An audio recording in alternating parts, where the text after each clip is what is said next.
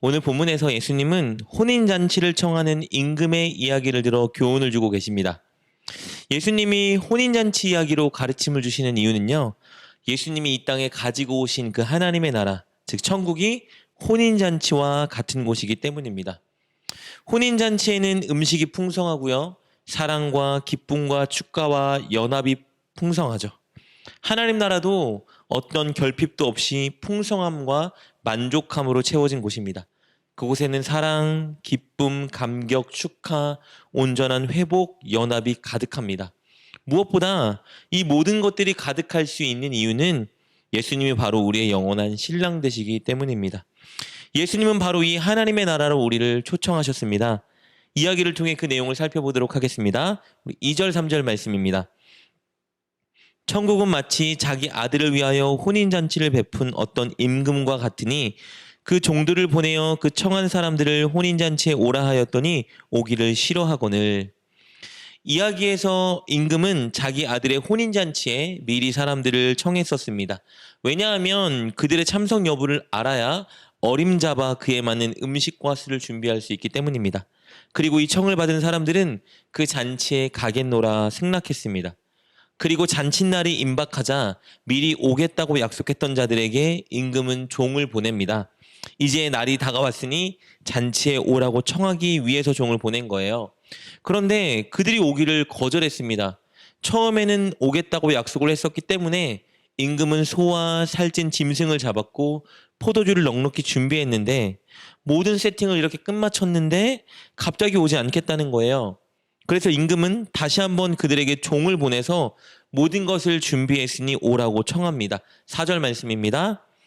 다시 다른 종들을 보내며 이르되 청한 사람들에게 이르기를 내가 오찬을 준비하되 나의 소와 살찐 짐승을 잡고 모든 것을 갖추었으니 혼인잔치에 오소서 하라 하였더니 그런데 청함받은 사람들이 또 거절합니다.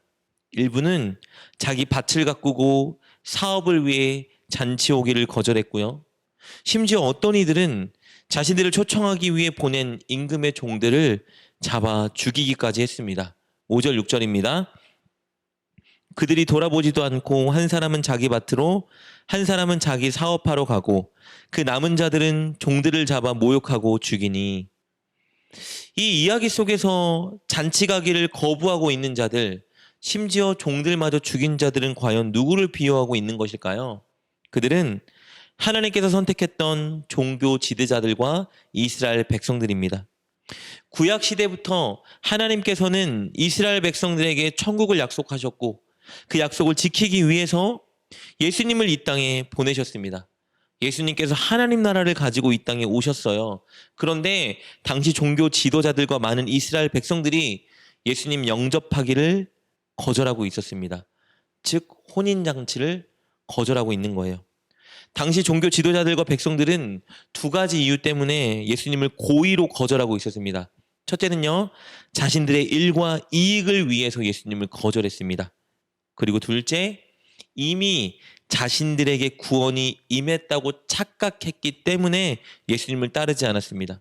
그들은 스스로 자신들이 택함 받은 선민이기 때문에 무조건 천국이 그들에게 보장되어 있다고 착각하고 있었습니다. 예수님이 말씀해 주시는 이 이야기 속에서 혼인잔치를 거절하고 있던 이 사람들이 바로 종교 지도자들과 이스라엘 백성들인 겁니다. 그런데 이 이야기를 보면요, 한 부류의 사람이 또 등장합니다. 이야기를 이어서 살펴보겠습니다. 이 청함을 받았던 사람들이 오지 않자 혼인잔치를 베풀었던 임금은 이제 종들을 보내어 명령합니다. 만나는 누구든지 아무나 잔치에 초청하여 데리고 오라. 이렇게 명령했어요. 9절 10절입니다. 내 거리 길에 가서 사람을 만나는 대로 혼인잔치에 청하여 오라 한데 종들이 길에 나가 악한 자나 선한 자나 만나는 대로 모두 데려오니 혼인잔치에 손님들이 가득한지라.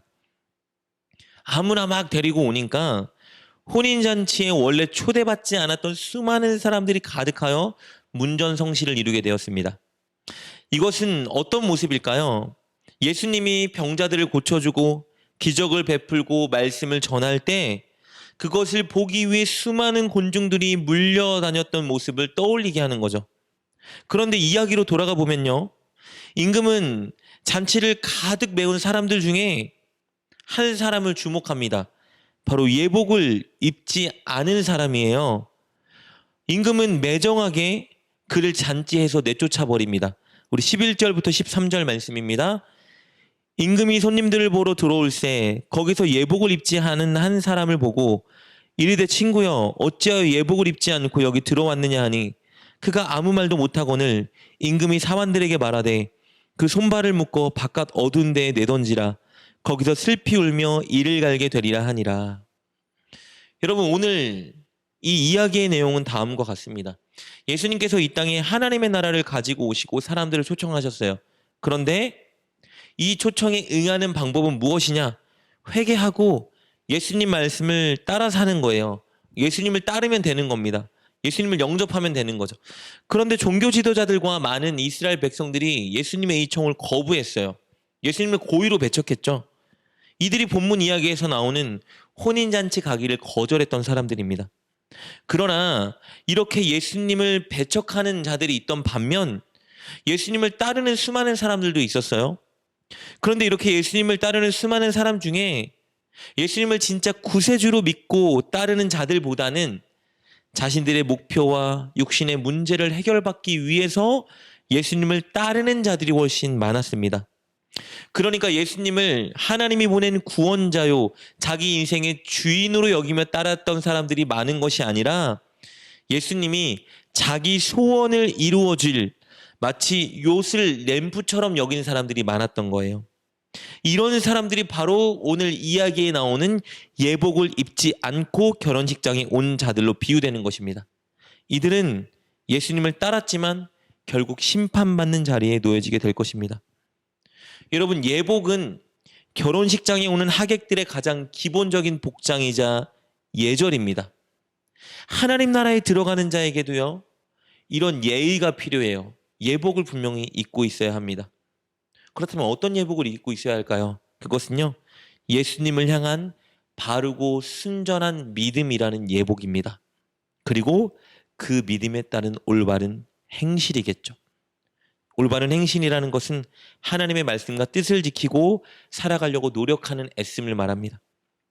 순전한 믿음과 그에 따른 행실이 없다면 오늘 우리가 스스로 하나님을 믿는다고 고백하고 예배에 참석하고 교회에 봉사한다 하여도 우리는 결코 천국 백성이 될 수 없습니다. 14절 말씀 이렇게 기록되어 있습니다. 청함을 받은 자는 많되 택함을 입은 자는 적으니라. 사랑하는 여러분, 우리는 하나님 나라의 백성이 되어야 합니다. 단순히 청함만 받은 자가 아니라 택함 입은 자가 되어야 되는 거예요. 예수님이 나의 구원자요, 내 인생의 주인이라 여기는 이 순전한 믿음이 있고, 그래서 예수님 말씀대로 따라 살려고 노력하는 행동과 삶이 있어야 하는 것입니다. 이것이 바로 천국 백성이 천국을 위한 예복을 입고 있는 거예요. 늘 내 인생의 주인이 예수님이신가? 여러분 스스로 묻고 점검해야 합니다. 그리고 나의 말과 행실이 예수님의 뜻에 합하도록 노력하고 애써야 합니다. 꼭 그렇게 진짜 천국 백성답게 살아가는 여러분 되시길 주님의 이름으로 축복합니다. 기도하겠습니다. 하나님, 자격 없는 우리를 천국 백성 삼아주시니 감사합니다. 늘 천국 백성답게 예복을 준비하고 입는 우리가 되게 하여 주옵소서. 예수님을 우리 구원자요 주인으로 모시는 온전한 믿음을 갖게 하시고 예수님 말씀대로 말하고 행동하기 위해 노력하는 우리가 되게 하여 주옵소서. 오늘 그 거룩한 예복을 입고 하루를 천국 백성답게 살게 하여 주옵소서. 예수님의 이름으로 기도드립니다. 아멘. 오늘 말씀을 통해 깨닫고 결단한 것은 무엇입니까? 그것을 붙들고 하나님께 기도합시다. 그리고 그렇게 실천하며 하루를 살아가는 여러분 되시길 주님의 이름으로 축복합니다.